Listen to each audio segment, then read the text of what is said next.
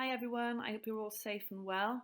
I thought I'd try my very first virtual PowerPoint where this gives me an opportunity to talk over each slide, and I'm sure it's very reassuring for those of you who are trying your hardest to read and understand all the content, which I'm sure can be difficult at times.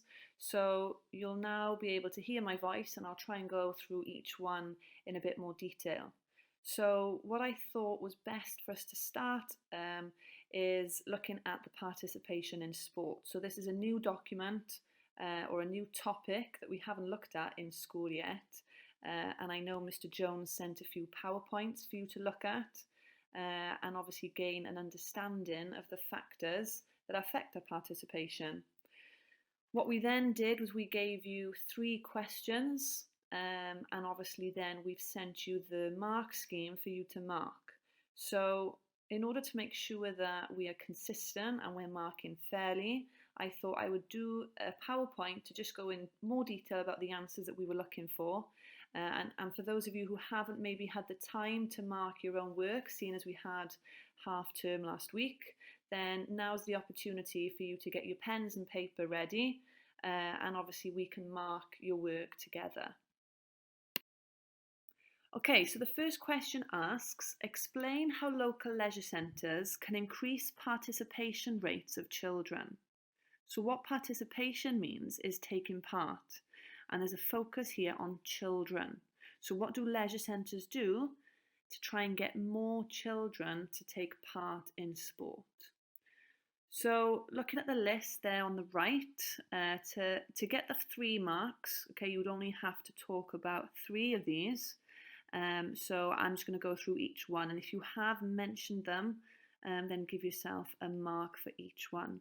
So the free swim, when I was your age, the government allowed all leisure centres to provide children over the 6-week summer holidays to have free swimming. So obviously the fact that it was free of charge meant that any pupil or any person could go swimming without having to worry about the costs. And obviously there were floats and you've got the slides, and that's obviously one way to attract children. So the next one then is a variety of clubs. So it's really important that leisure centres don't only do, say, a football club or have a netball club or just a gym. Okay, it's really important to offer a variety. So lots of different activities. So that could range from Zumba. Some leisure centres have a climbing wall. Some have areas to play bowls. Or even you could just change up the activities, like offer indoor badminton or tennis, or it could be swimming aerobics, or in gyms you could look at HIIT sessions or CrossFit. And by offering a variety of clubs, it just means that more children will get involved. So if you only offer, say, 2, you're not going to get many children wanting to do them too if they're not interested in the sport. Time of activity is really important, especially during term time. There's no point having a badminton class at 1 o'clock in the afternoon when most children are in school. So timings of the activities preferably need to be after 3 o'clock. This just then means that children can attend the clubs, and one thing that leisure centres try and do is to offer clubs 3 till 4. It just means then that as soon as they finish school, they can go and do an activity, so they don't have to go home, they don't have to get dressed and then have something to eat, and then their parents or guardians have to take them back to their local leisure centre.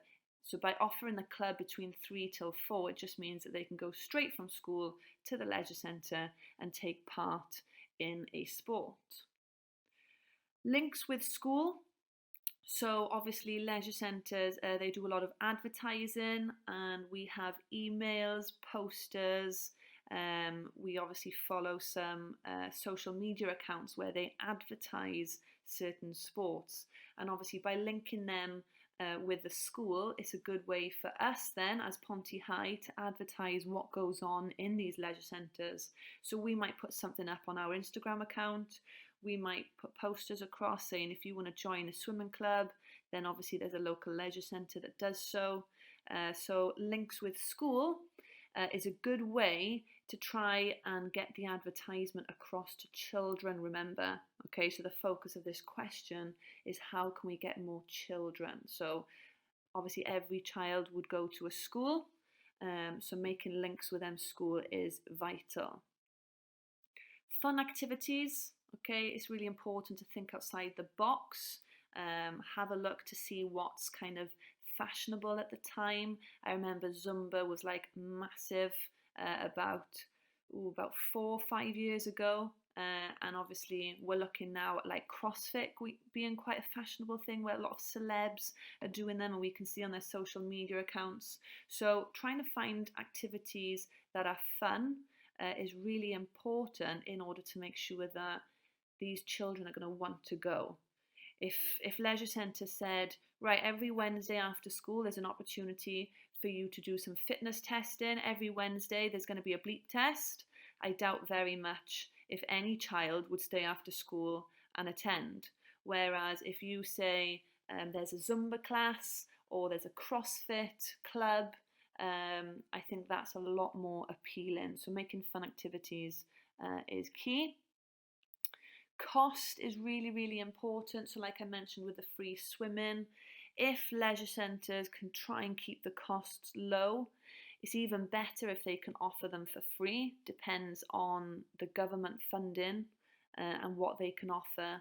But if they were to offer, say, a gym session for £1, okay, would children be more likely to go if it was £1 compared to maybe offering a gym session for £6? Also, like free sessions, so join their local netball club for free. Okay, children are a lot more likely to go if something is free. The last one then is advertise. So when I was your age, a lot of the advertising was done via posters. Sometimes, believe it or not, my parents would buy a newspaper and a lot of advertisements were done through the newspaper. But we've kind of moved away from paper advertisement now, and a lot of advertising is done primarily through social media and online. So it could be something that they put on their website. It could be something that they put on their social media accounts. If they've got Twitter, Facebook or Instagram, that they advertise what clubs they have on offer. Again, links with school, they might send a timetable that they have to different schools, and then it's down to us then to advertise them. But advertising has to be sort of colourful, attractive. There's no point having a poster with lots of words on it. It's got to be appealing to the eye, a lot of pictures, to make it something that makes us stop, look and read. It's got to be something that we want to see, not something that if it was on our Instagram news feed that we would just scroll past it. Okay, so colour, bold statements, big writing, and key points rather than overloading information. That's the key to a good advert. Okay. So the next question asks, discuss the factors which have influenced your participation in sport and physical activity. Now the key word here is your. So this is an opportunity for you to do an extended piece of writing on your experience. So what I'm going to do here is I'll probably choose maybe 3 or 4 things that have influenced me. Now, when I talk about these, you might think, oh yeah, that kind of applies to me. And some of you might think, well, actually, no, that wasn't really a problem for me. And that's where you can talk about other things. But the key here to get the full marks is you've got to put your experiences as examples. So, for example, if we took me into this, I would say that school influenced me to take part in sport. And then I would go on to say that school was a really pleasurable time for me. I really enjoyed school, and that was because PE was my favourite subject. I had a really nice teacher that encouraged me to do lots of different activities. She praised me when I did really well, and she gave me really good feedback on how to improve. Um, I wanted to do sport kind of outside of school, so my PE teacher helped me to make links with different clubs. She helped me be a part of a netball club. She also helped me be a part of a swimming club. And if it wasn't for my PE teacher, I wouldn't have gone so far. I wanted to study sport in university, so again, my school and my PE teacher helped me to get the best grades in order to help me study sport after I left school. Another factor that have influenced my participation in sport would have been my family. So I was very active when I was young. I did lots of different sports. In fact, I had something on every night after school. So that might have been some training sessions. So I did netball, football, and hockey. I then had swimming lessons on a Friday night, and I had badminton on a Monday night. So I relied a lot on my family because I lived 4 miles away from the club. So I had to make sure that my parents were able to take me to the leisure centre to play, or I had to make sure that they were available to pick me up after my session. I also had to rely on my family to pay for my sessions. So the ones that I did outside of school, so my swimming and my badminton, I had to pay £2 or £3 every time. And obviously they would help me fund that. Obviously you need equipment, so I relied on my family to pay for my hockey stick, pay for my badminton racket, pay for new trainers each year, and so my family played a big role. They also encouraged me, so there were times where I had to drive really far to go to different tournaments, and I really didn't want to go to some training sessions, especially if it was raining. But they really encouraged me and told me that it was really important, that I should persevere, keep going, make sure I attend every training session, make sure I do my best. And in fact, they were kind of like role models to me, and I wanted to make sure that I was making them proud by doing my very best. Another thing that have influenced me, or another factor, would be events. So I love watching the Olympics. Every 4 years, I'll spend the most of my summer holidays watching different events. And whenever these events happen, I seem to have like this excitement.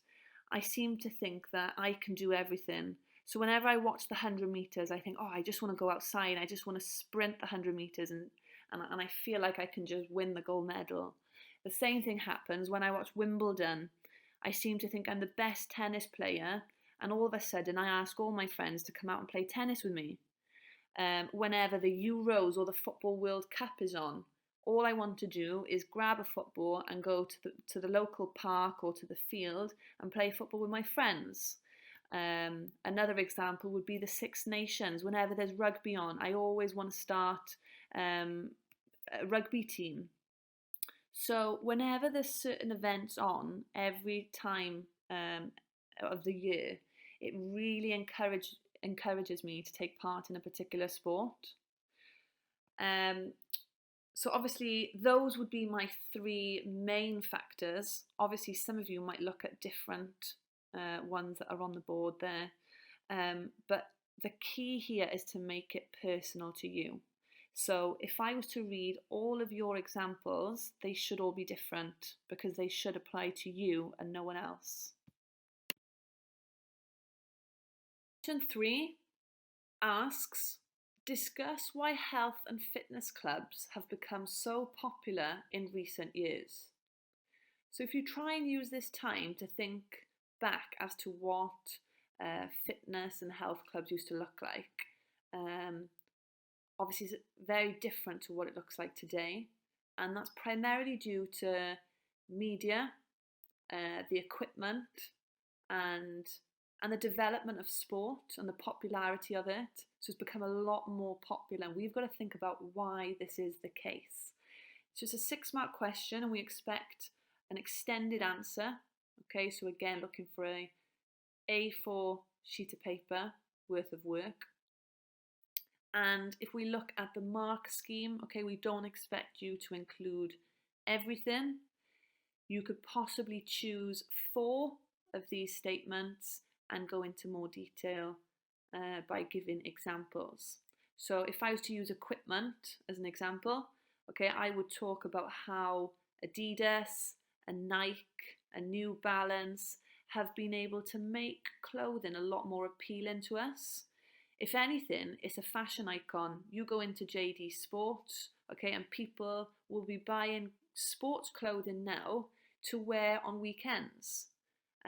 When I was your age, I would have a pair of trainers that I would wear for sport, and then I would just put them in my bag. Whereas the trainers that I buy now, I would wear after school and I'd probably wear on weekends.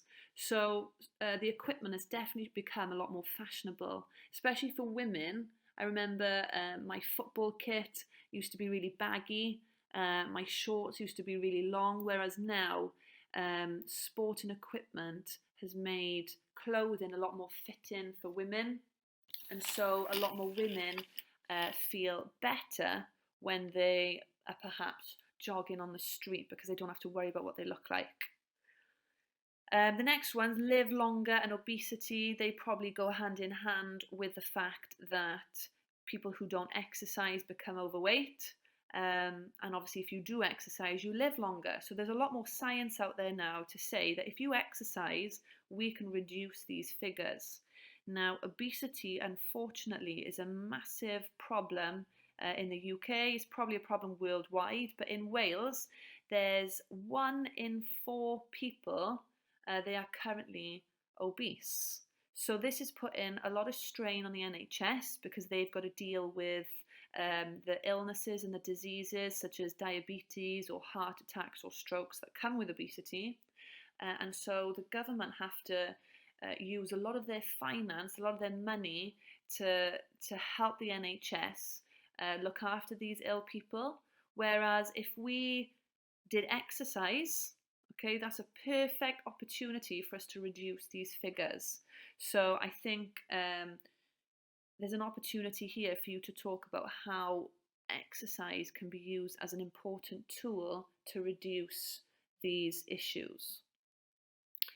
If you look at the bottom 3, their physical education, 516 extracurricular, you could talk all of them kind of in one, saying how the government makes sure that every single child has physical education. So the word for that is compulsory. People have to, or children or pupils have to do PE up until the age of 16.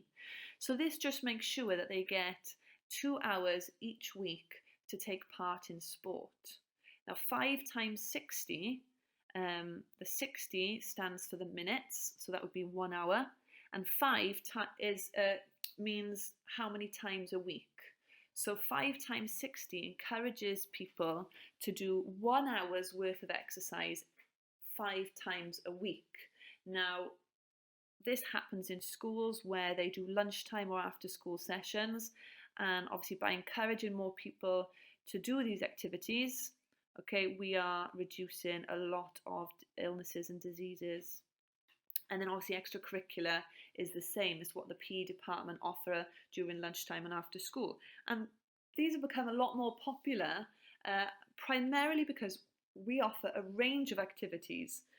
So rather than just offering netball for the girls and rugby for the boys, we've got a lot of extracurricular activities going on. So we've got gymnastics, we've got dance, rugby, football, netball, hockey, badminton, dodgeball, volleyball, all of these different clubs, and these are becoming a lot more popular and people are enjoying them. Media pressure, that's a vital factor in terms of getting people more fit, because we have a lot of celebrities that we're following on our social media accounts. We tend to copy what they wear, how they act and behave. And obviously we've got some celebrities who are now videoing the exercises and activities that they're doing, and some are actually losing quite a lot of weight in a short amount of time. So people are inspired to see how they do that. You've got people like Joe Wicks, who's a really good role model because he does online sessions and he also teaches us how to eat healthily. So he's definitely become popular in recent years in getting us to become a lot more healthy and fit. So just to finish off then, that was my first virtual PowerPoint. I hope you enjoyed, and I hope it wasn't too boring on the recording side. I'll try and make it a bit more exciting next time.